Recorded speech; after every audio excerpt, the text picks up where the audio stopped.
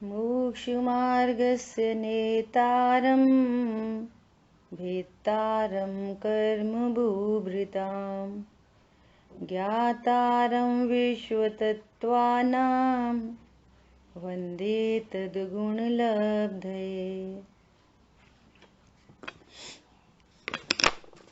महान ग्रंथ तत्वार्थ सूत्र जी, इसके पहले अध्याय के आखिरी सूत्र पर हम लोग चर्चा कर रहे हैं। सूत्र पर तो चर्चा हो गई है और भावार्थकार ने यहाँ पर जिनागम को समझने की पद्धति के बारे में चर्चा की है। तो जिनागम को समझने के लिए, शास्त्रों के अर्थ को समझने के लिए यहाँ पर क्या बताया गया है, किस प्रकार से अर्थ को समझना चाहिए। जिनागम में कहे हुए वाक्यों के अर्थ को किस प्रकार से समझना चाहिए, यहाँ 5 पॉइंट्स कहे। कौन बताएगा? बोलो।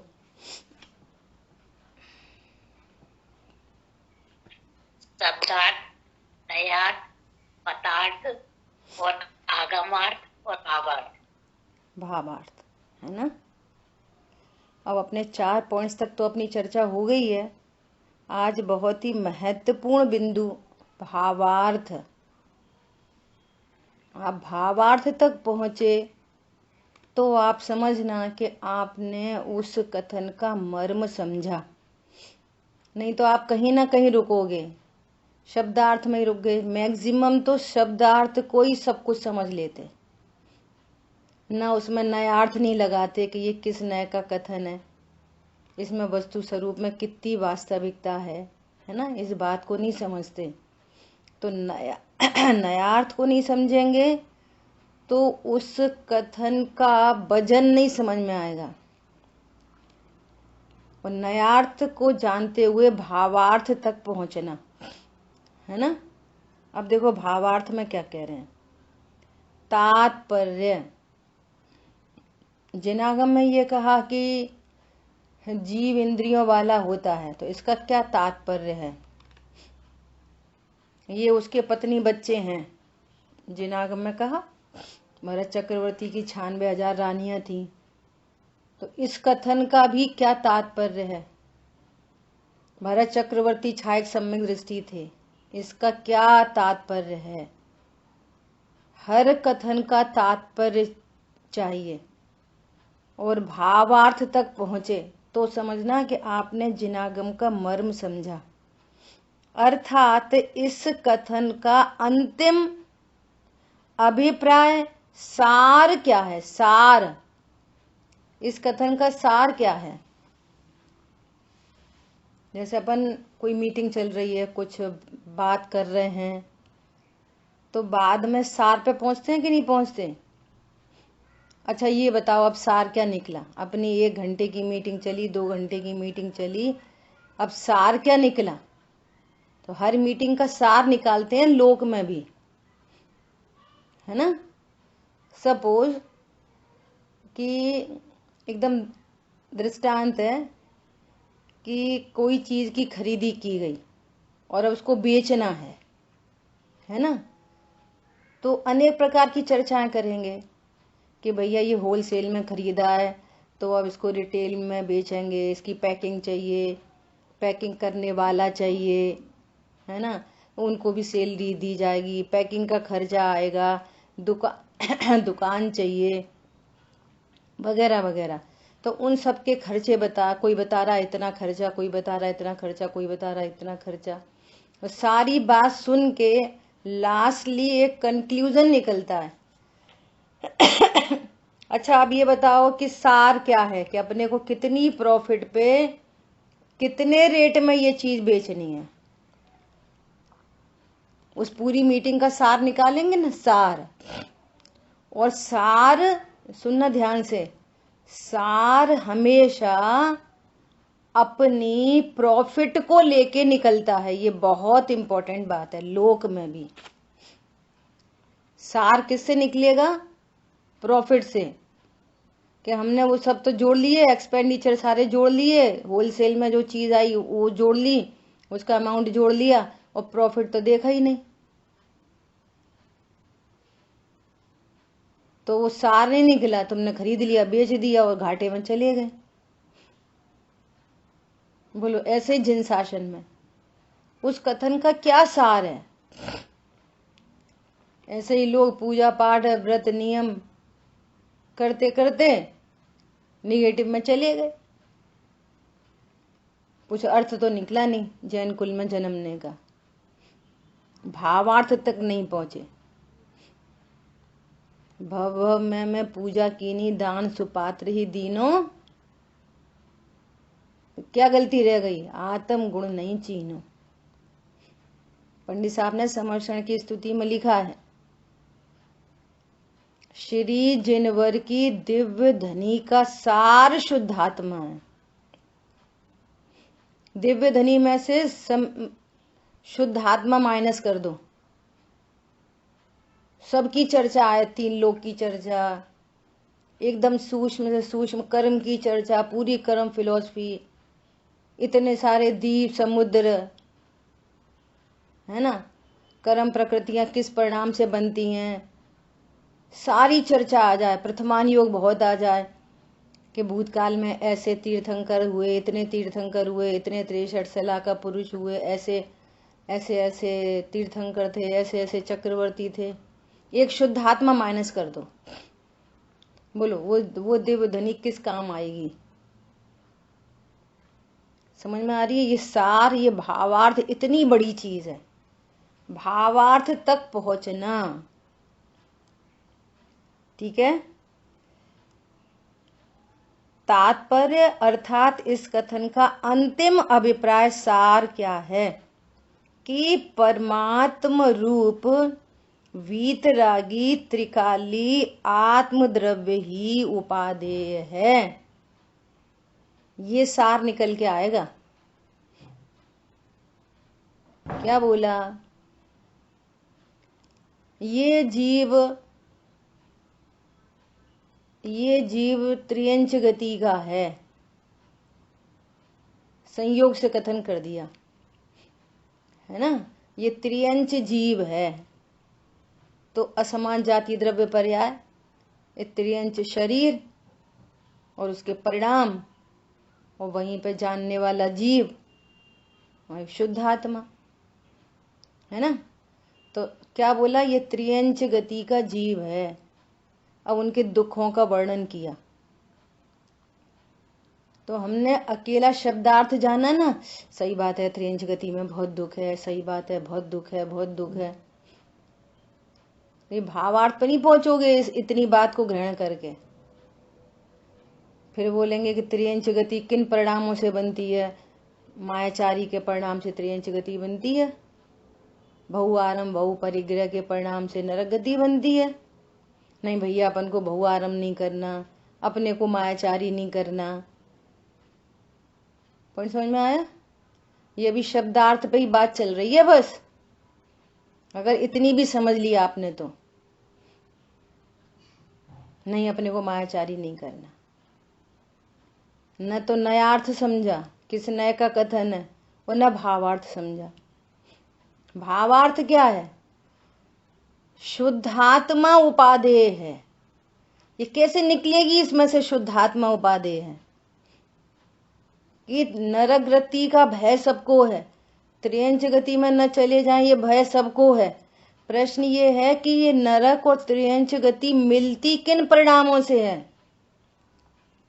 एक बात तो कहेंगे मायाचारी के परिणाम से, बहुआरम परिग्रह के परिणाम से।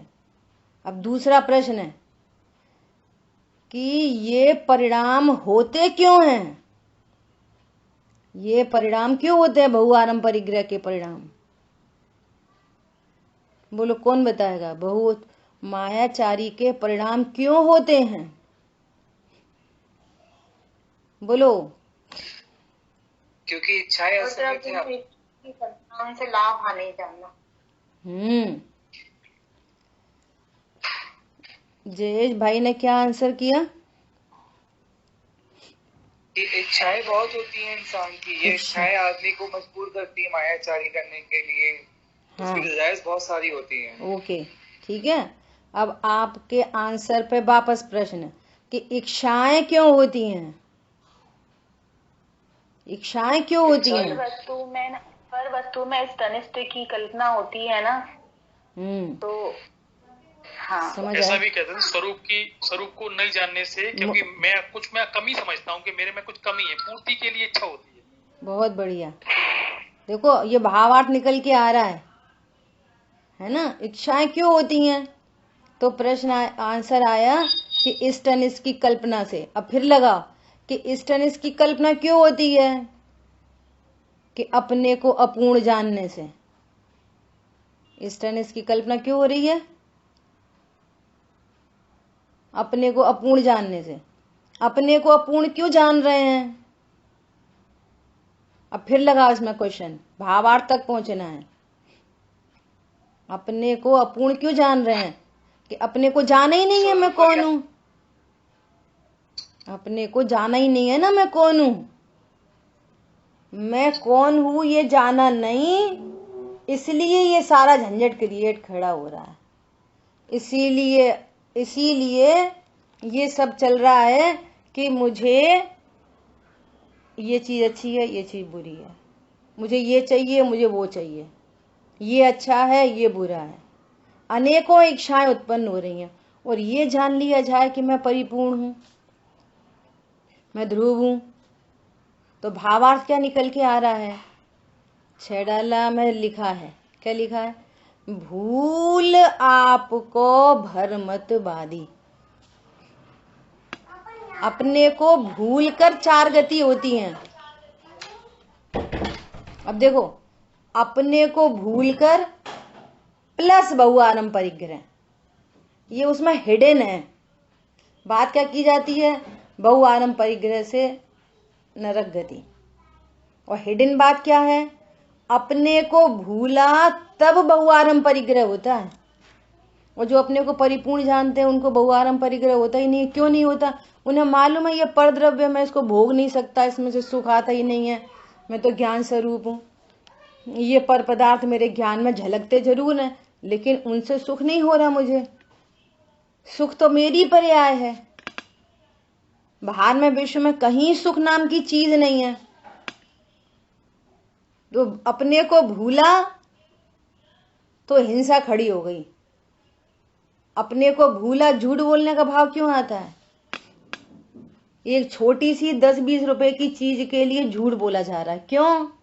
ये चीज मेरी है, अच्छी है, इससे फायदा है, झूठ बोल दो हमारे पास नहीं है, हमारे पास नहीं है।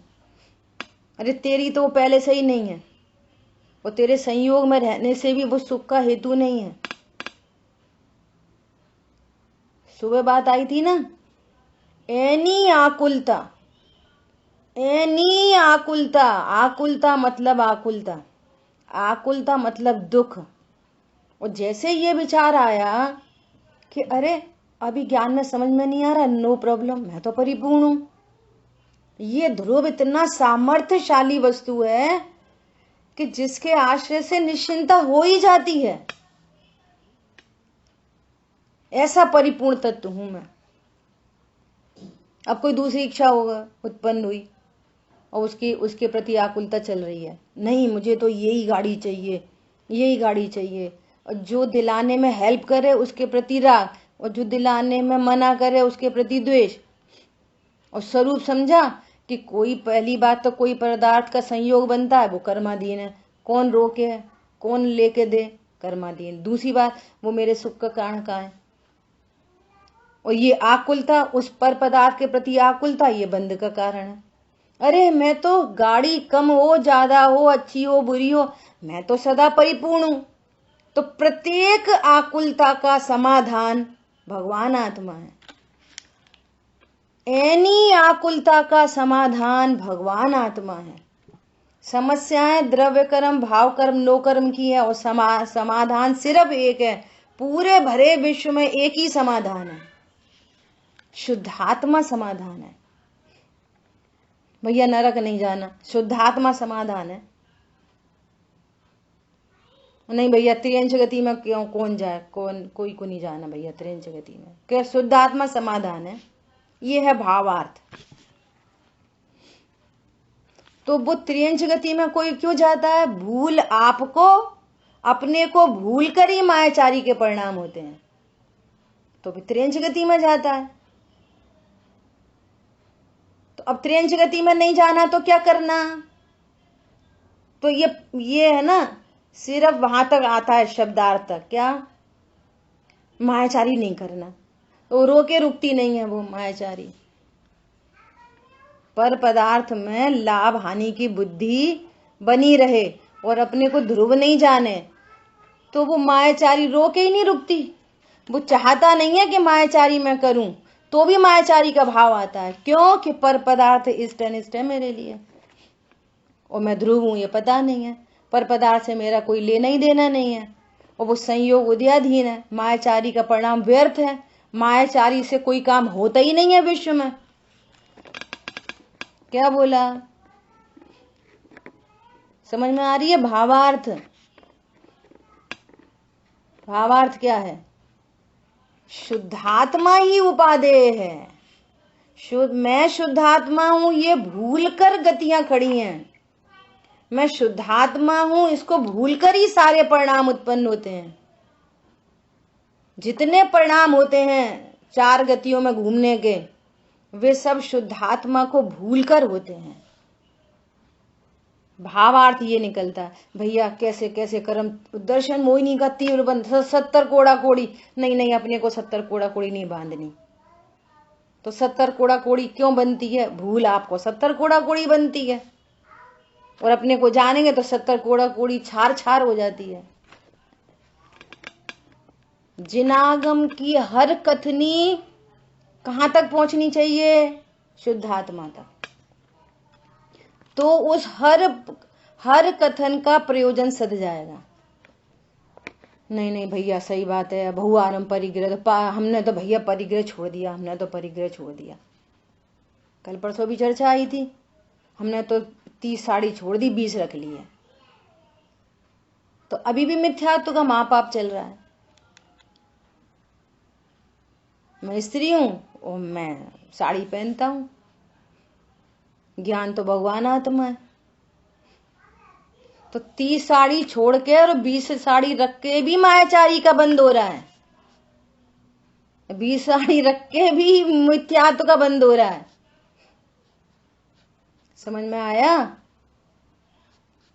अग्रहित मिथ्यात्व छूटे बिना, तत्व ज्ञान हुए बिना किसी जीव का दुख मिटता नहीं है, कोई परिणाम रुकते नहीं है, कोई गति रुकती नहीं है।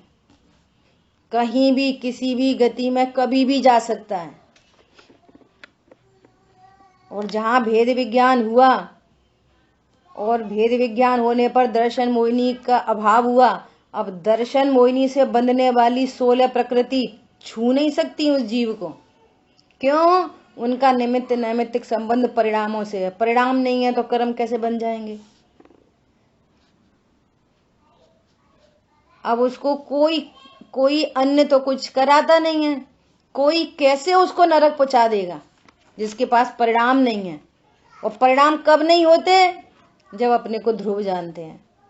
तो जिनागम का सार ये है कि परमात्म रूप वीतरागी त्रिकाली आत्म द्रव्य ही उपादेय है। सुनो सुनो सुनो ध्यान से। इसके अतिरिक्त कोई निमित्त एनी निमित्त, सुबह चर्चा हो गई। देवशास्त्र गुरु निमित्त हैं, वे तुम्हें रत्नत्रय करा नहीं देंगे, इसलिए तुम भगवान भरोसे नहीं खड़े रहना। निमित्त का ज्ञान कराया है, वे भिन्न षटकारक की कोटि में खड़े हैं वो। तो एनी निमित्त किसी प्रकार का राग विकल्प उपादेय नहीं है, किसी प्रकार का राग या विकल्प।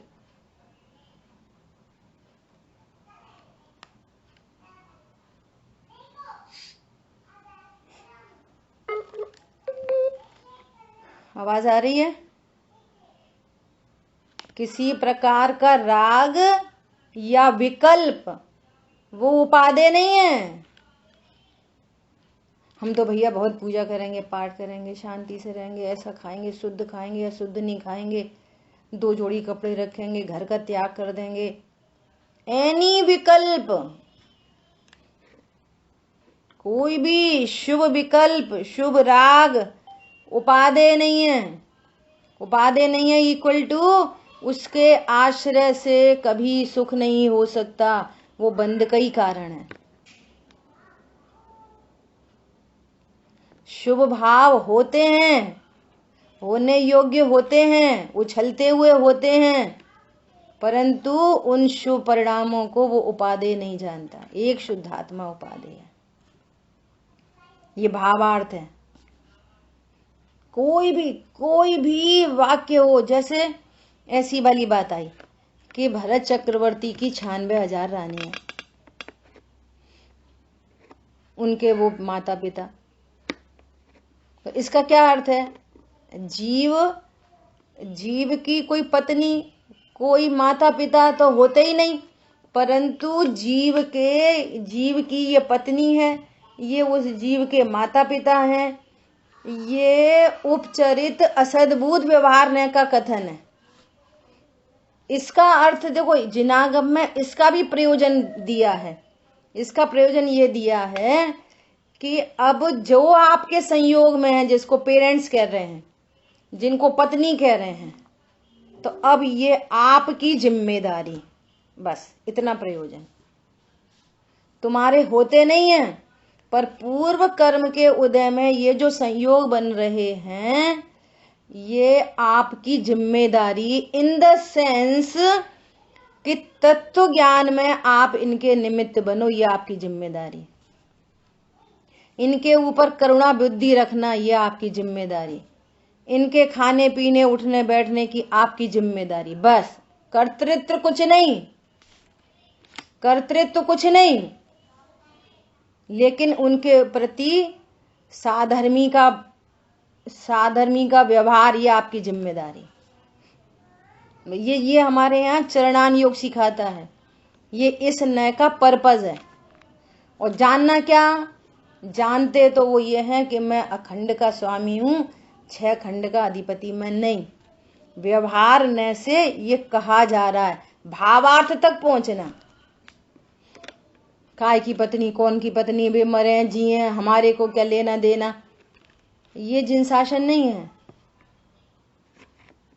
हमें नहीं चाहिए भैया, हमें तो ऐसी पत्नी चाहिए आज्ञाकारी हो, हमें तो ऐसा पति चाहिए जो हमारा केयर टेकर हो।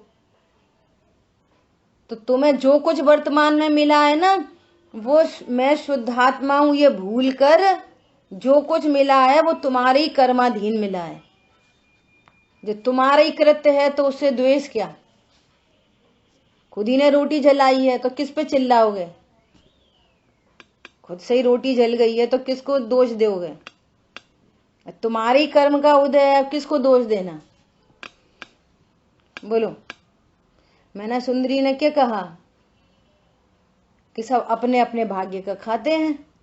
उनने कहा हम कोड़ी से तेरी शादी कर दे रहे। तो मैना सुंदरी क्या बोली?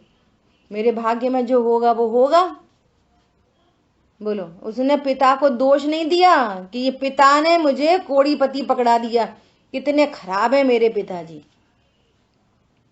ये अद्भुत अलौकिक मार्ग है ये। वो पिताजी को भी जीव देख रही है, भगवान आत्मा, और पति को भी शरीर से भिन्न, कोड़ी नहीं देख रही, शरीर से भिन्न भगवान आत्मा देख रही है। और वे तो सम्यक दृष्टि थे ही, और वो कह रहे हैं कि तुम रानी की तरह पली, राजकुमारी, तुम क्यों मेरे साथ वन जंगल में भटकने के लिए मेरे साथ शादी कर रही हो? तुम्हें मेरे साथ शादी करके क्या मिलेगा? वो कह रही है कि एक द्रव्य दूसरे द्रव्य को भोगता नहीं, मैं भगवान आत्मा हूं, तो मुझे क्या फर्क पड़ता है, कोड़ी हो, रोगी हो, निरोगी हो। ये भावार्थ। प्रथमान योग भी पढ़ के यदि भावार्थ से प्रथमान योग नहीं पढ़ोगे तो राग द्वेष उत्पन्न होते रहेंगे। और जिन वचन ये कहते हैं कि पूरी जिनवाणी वीतरागता की पोषक है, राग द्वेष की पोषक नहीं है। और हम पढ़ेंगे तो ऐसा बोलते रहेंगे कि पिताजी कितने खराब, पिताजी कितने खराब, पिताजी कितने, कोड़ी सा पति मिल गया, कोड़ी पति मिल गया, कितना खराब मिल गया। तो इन राग द्वेष को उत्पन्न करते हुए उस संसार समुद्र में डूबेगा।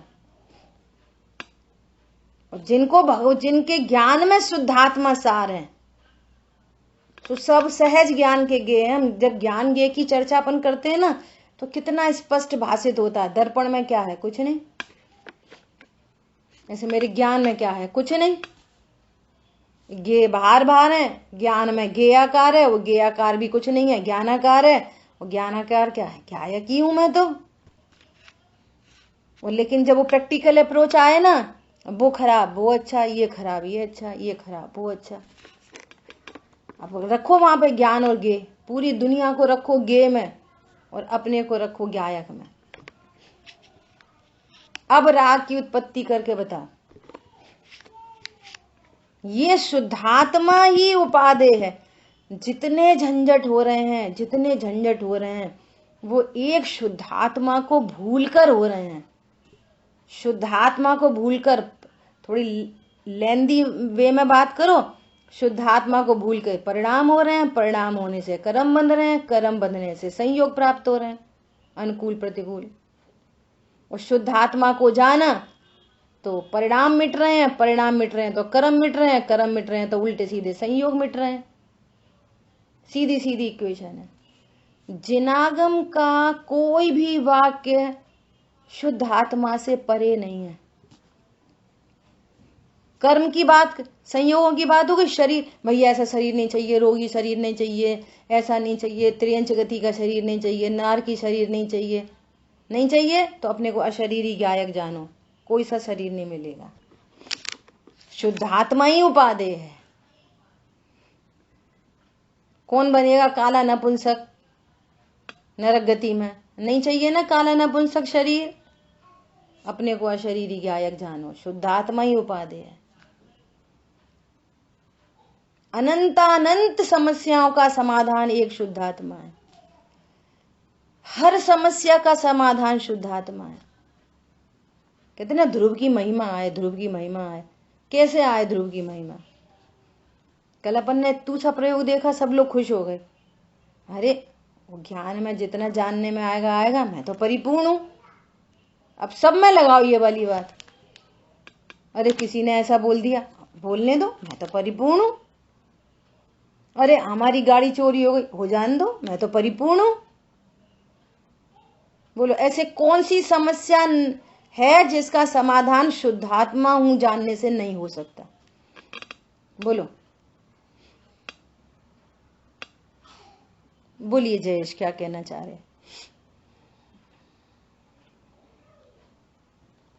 जय जिन मम्मी जी। जय जिन। मैं वो वैना सुंदरी वाला, मैं पूरा, मेरे को वो बात याद आ गई, मैंने उसका कभी स्वाध्याय किया था।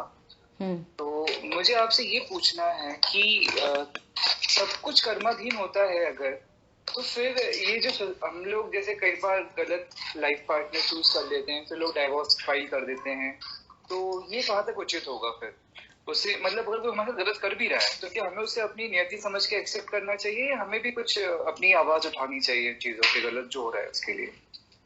देखो, मूल में ही भूल है, एकदम मूल में भूल है। मूल में क्या? मूल में भूल है। अब पार्टनर की बात तो बाद में करेंगे, पहले ये प्रश्न है कि जो बच्चा आया है ना, बच्चा तो वो चॉइस से आता है, चूज करके आता है, और वो बच्चा अपने माँ बाप को चूज करता है। ऐसा विश्व में कोई बच्चा या माँ बाप देखे आपने जो बच्चे को चूज करके लाते हैं? बोलो, अरे बोलो। कभी नहीं। वो उसकी योग्यता के अनुसार आता है कि भैया अब इसकी भली होनार है, उसने पूर्व में ऐसा कोई कर्म बांधा तो मनुष्य गति में आ जाता है। देखो ये फाइल खोलेंगे ना, ये इसकी बहुत बड़ी फाइल है ये, है ना। तो वो चूज से तो आता नहीं है, सब कर्म के उदय से आ रहा है। उसने मनुष्य गति बांधी है। मनुष्य गति में भी आप सुबह देखो, ऐसे बाहर दरवाजा खोलो तो वो डोरबेल बजती है, वो कचरा उठाने आता है, बाहर कॉरिडोर में झाड़ू पोछा करने आता है। तो वे भी तो मनुष्य गति के जीव हैं, वे भी तो मनुष्य गति के जीव हैं। आपकी गंदगी उठा रहे हैं वे। तो ऐसा क्या डिफरेंस, क्या गड़बड़ हो गई? हम कहाँ खड़े हैं और वो कहाँ खड़े हैं? दोनों मनुष्य गति के जीव हैं। तो कहीं ना कहीं फिर कर्म का उदय ही है ना। कर्म फिलॉसफी का फिर हमें श्रद्धान होता है इस तरीके से। ठीक है, एक बात हो गई। इसी प्रकार जो लाइफ पार्टनर कह रहे हैं ना जिसको, वो भी कर्माधीन आता है, चॉइस से नहीं आता। 4 लड़कियों की चर्चा चल रही थी, कोई एक मुख्य हो गई। एक क्यों मुख्य हो गई? प्रश्न ये है। आवाज नहीं आ रही है। आवाज नहीं आ रही किसी को?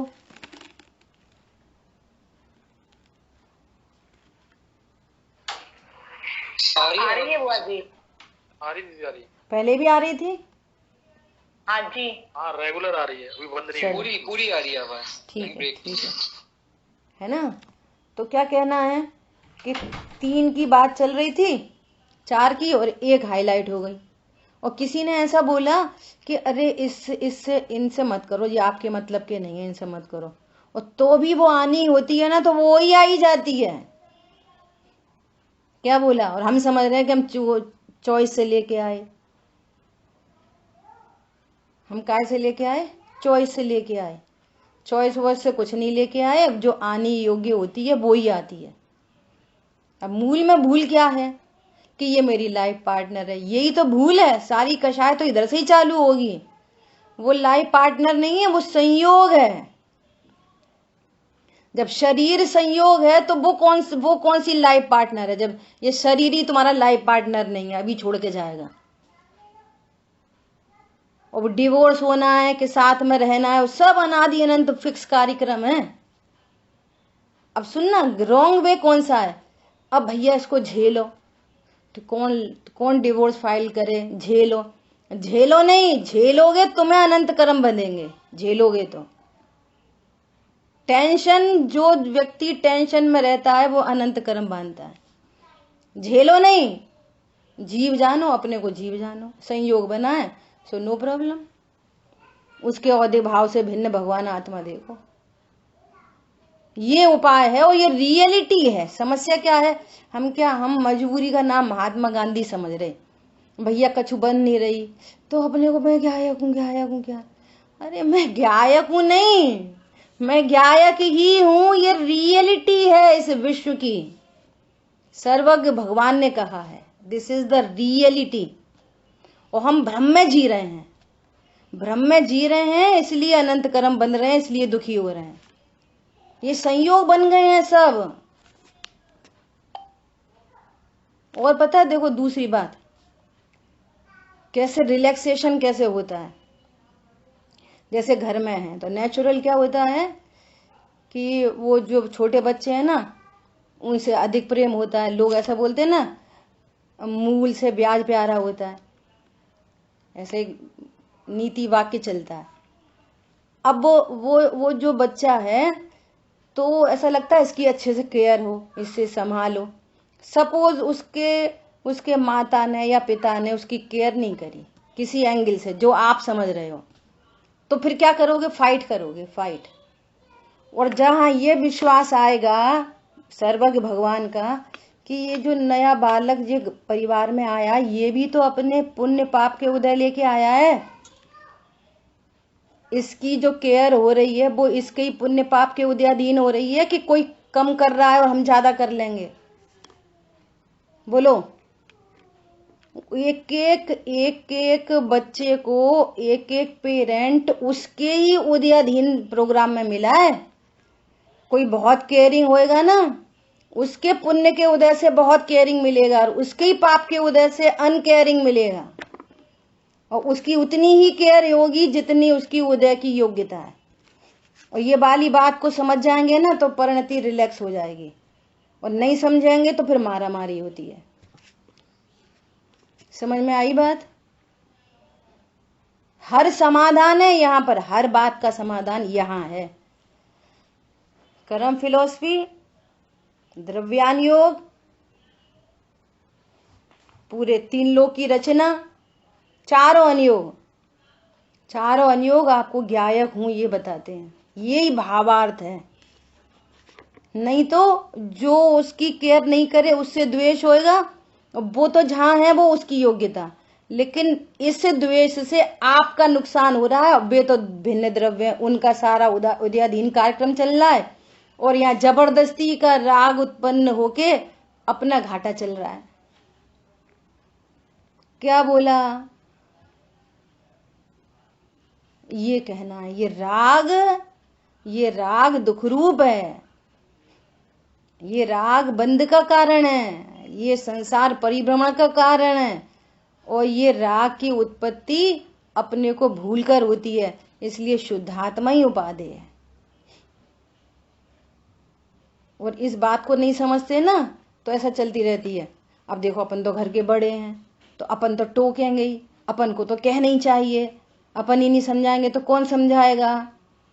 तो ये जो नीति वाक्य होते हैं ना, ये नीति कहीं कहीं से सुन लेते हैं तो वही बोलते रहते हैं। मिथ्या तो पलता रहता है, अपना नुकसान करता रहता है और अपने को स्वाध्याय भी समझता रहता है, और चारों नियोगों का स्वाध्याय भी चलता रहता है। परिणति वहां से लौट के आती है।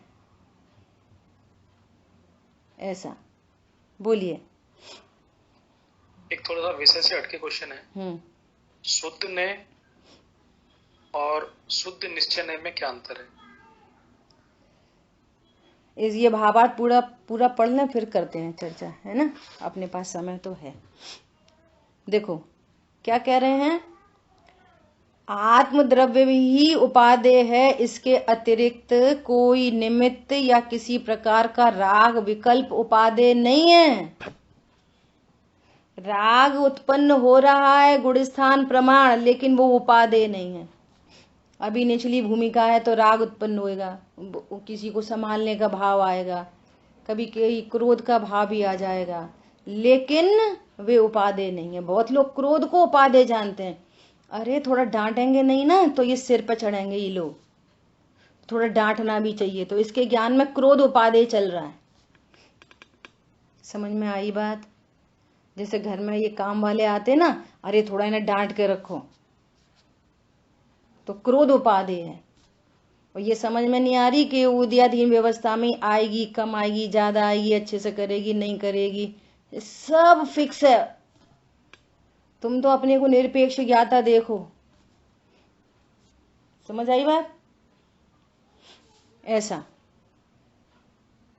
तो कोई भी राग, एनी राग उपादेय नहीं, ये एक शुद्धात्मा उपादेय है। कोई भी परिणाम उत्पन्न हो तो कभी भी कषाय का पोषण नहीं, ऐसा तो करना ही चाहिए, ऐसा तो होना ही चाहिए, ऐसा होना चाहिए तो तुम्हारे अनुसार ही दुनिया चलनी चाहिए, है ना? सो तो चलती नहीं है। ऐसा यह सब तो मात्र जानने योग्य हैं, एक परम शुद्ध स्वभाव ही आदरणीय है। जिनागम का कोई भी कथन आए, राग मत करो, कर्म मत बांधो, तो वहां पे शुद्धात्मा याद आए कि शुद्धात्मा को भूलने से राग होता है, उसको इसलिए कर्म बनते हैं, इसलिए संसार परिभ्रमण है। एनी कथन शुद्धात्मा को जानकर, अरे भैया अब तो कुछ नहीं, बस वीतरागता हो, भगवान जैसी दशा हो, मुनि बन के विचरूं, संत साधु बन के विचरूं, है ना? तो उसका क्या अर्थ है कि शुद्धात्मा के आश्रय से सब होएगा। दोनों केस में भगवान आत्मा मुख्य है, वही आदरणीय है। भाव नमस्कार रूप पर्याय भी निश्चय से आदरणीय नहीं है। देखो भाव, अपन ने कल परसों चर्चा की थी, द्रव्य नमस्कार, भाव नमस्कार, द्रव्य पूजा, भाव पूजा, द्रव्य स्तुति, भाव स्तुति। तो जो भाव नमस्कार है, जो भाव स्तुति है, अर्थात भाव स्तुति किसको कहना? रत्नत्रय की परिणति। जिस ज्ञान में ज्ञायक हूं ये ठहर गया, श्रद्धा में ज्ञायक ठहर गया, चारित्र में रमणता हो गई, तो ये रत्नत्रय रूप परिणति भी उपादेय नहीं है, एक शुद्धात्मा उपादेय है। रत्नत्रय परिणति उत्पन्न होंगी, लेकिन वे मैं पना करने लायक नहीं है, क्योंकि वो पर्याय है।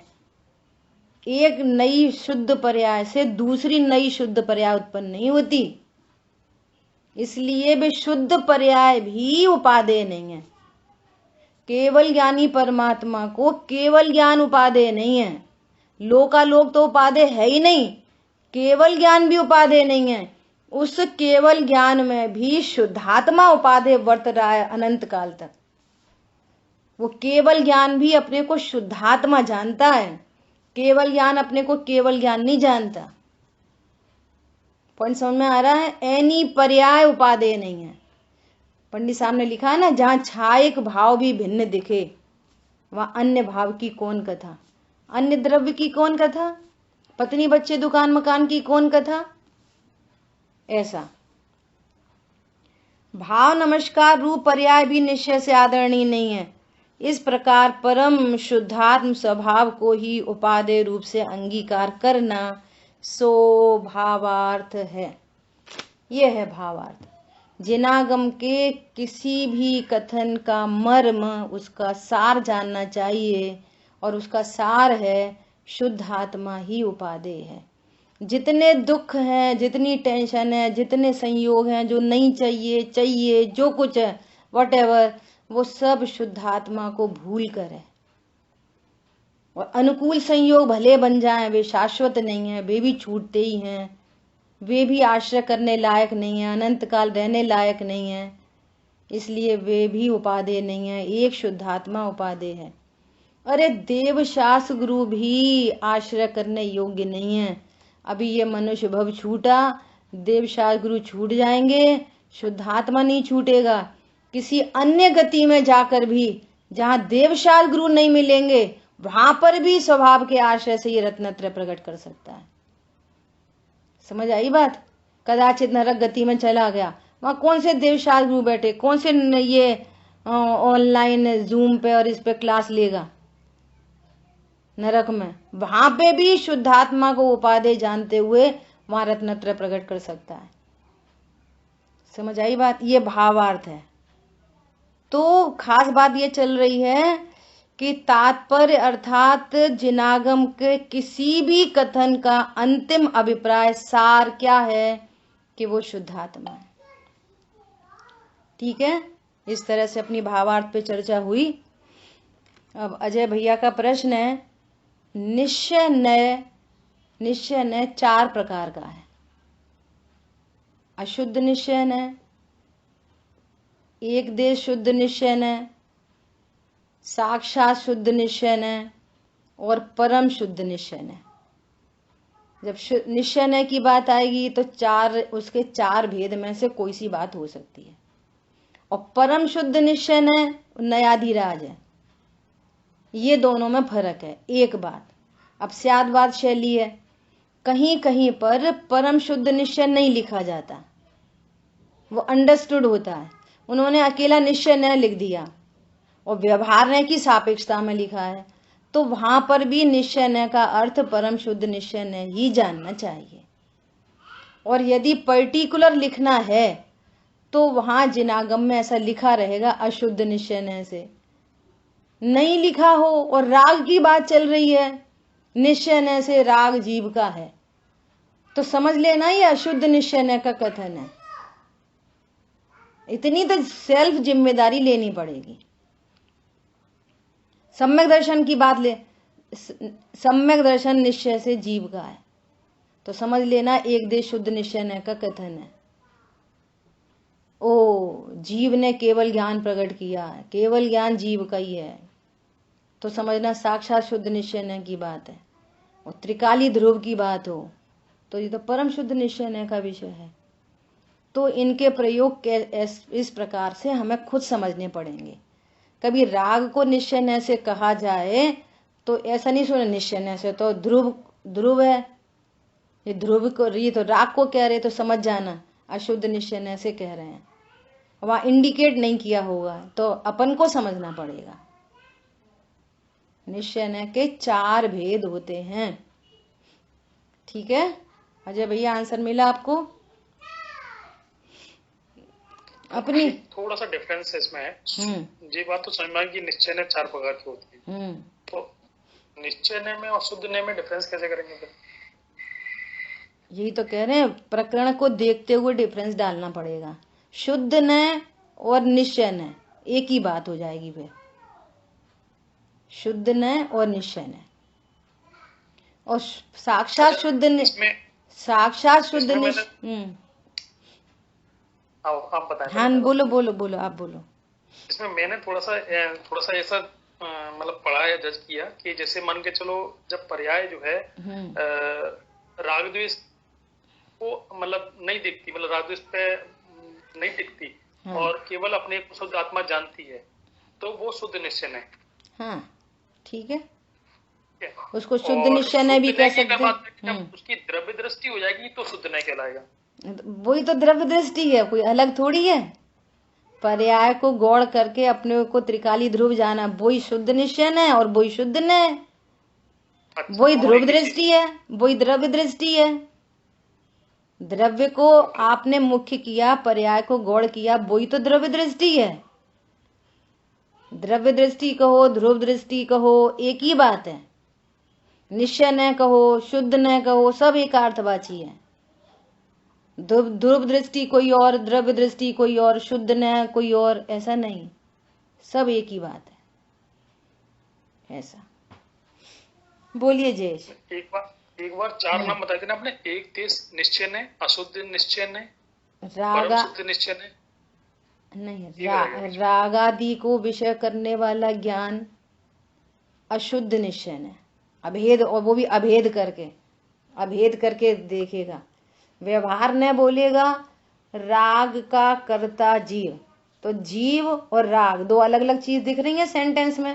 राग का कर्ता जीव, ये तो व्यवहार ने का कथन हो गया। और निश्चय ने बोलेगा रागी जीव, ये चोर है और ये चोरी करता है, तो चोरी करता है ये व्यवहार ने कहेगा, और उससे अभेद करके चोर, तो अभेद कर दिया। ऐसे राग को अभेद करके कहने वाला, जानने वाला, ये अशुद्ध निश्चय है। निश्चय ने अभेद होता है, व्यवहार ने भेद रूप होता है। अपनी निश्चय व्यवहार की नयों की चर्चा में बहुत अच्छे से बात आ गई थी, फिर करेंगे एक बार और उस चार्ट पे चर्चा। अब जो एक देश शुद्ध पर्याय है, रत्नत्रय, सम्यक दर्शन, व्यवहार ने ऐसा बोलता है इस जीव ने सम्यक दर्शन प्रकट किया, और निश्चय ने ऐसा कहता है सम्यक दृष्टि जीव, इसने संभेद विज्ञान किया, इसने सम्यक ज्ञान प्रकट किया। ये भेद दिख रहा है ना सम्यक ज्ञान का और जीव का। यहाँ पर क्या बोलेंगे? सम्यक दृष्टि जीव, ज्ञानी जीव, वीतरागी जीव। तो एक देश शुद्ध पर्याय से अभेद करके कहने वाला वो एक देश शुद्ध निश्चय है। ये सेकंड नंबर का निश्चय है। थर्ड नंबर पर साक्षात शुद्ध निश्चय है, पूर्ण शुद्ध पर्यायों से अभेद करके केवल ज्ञानी जीव, अरहंत जीव, सिद्ध जीव। और वो क्या कहेगा? केवल ज्ञान प्रकट किया, सिद्ध पद की प्राप्ति की, वो भेद से बात करेगा। और ये तो अभेद भाषा बोलेगा। निश्चय ने अभेद बोलता है, व्यवहार ने भेद से बात करता है। ठीक है, तो ये साक्षात शुद्ध निश्चय है। और परम शुद्ध निश्चय है तो नयों का राजा है, वो बोलता है त्रिकाली ध्रुव, मैं त्रिकाली ध्रुव जीव हूं। ये परम शुद्ध निश्चय है जिसके आशय से रत्नत्रय प्रकट होते हैं। ठीक है, बोलिए जयेश, क्या बोल रहे हैं आप? मम्मी जी, मैं आपको मैं जो बात सुन रहा था ये काफी टेक्निकल चीजें थी। तो मतलब मैंने ये देखा है कि मेरा जब बहुत टेक्निकल डिस्कशन होता है तो मेरा उपयोग नहीं लगता है, लेकिन जब आप सिंप्लीफाइड वे में हम चीजें रखते हो तो बहुत शांति मिलती है, बहुत अच्छा लगता है। और एक मेरे को अपना, जैसे मैं एग्जाम जब देने जाता था सीए फाइनल का, तो ऐसा होता था कि कोई क्वेश्चन है उसको एक बार देख के पहला थॉट आता था उसको वैसे सॉल्व कर दो तो बढ़िया, और जब सेकंड थॉट देखे तो उसी पर बैठ के तो वही चीज गलत लगने लगती थी, कुछ और भी सोल्यूशन दिखने लगता था। और फिर हम जब चेंज करके आते थे तो बाद में पता चलता था कि हमने गलती कर दी, पहले वाला सही था, जो पहली थॉट आई थी अंदर से, दिल से आवाज आई थी। तो ऐसा मैं कहना चाहता हूँ कि मतलब इतनी सारी बातें समझ में नहीं आती, लेकिन एक चीज समझ में आती है, उसकी मैं शुद्धात्मा हूँ। बस बड़ी बड़ी बातें मेरे को बिल्कुल समझ नहीं आती। बस मजे करो, बस इसी बात से मजे करो। ये शुद्धात्मा ही उपादेय है, वो सर्व दुखों का इलाज इधर ही है। बस आनंद करो। प्रमाद नहीं, आनंद, ऐसा है ना। चलो, जिन वाणी के ज्ञान से सूझे लोकालोक, सो वाणी मस्तक नमो सदा देतु हूँ दुख। बोलिए द्वाशांगमयी जिनवाणी माता की जय हो। जय जिनेन्द्र, जय। जय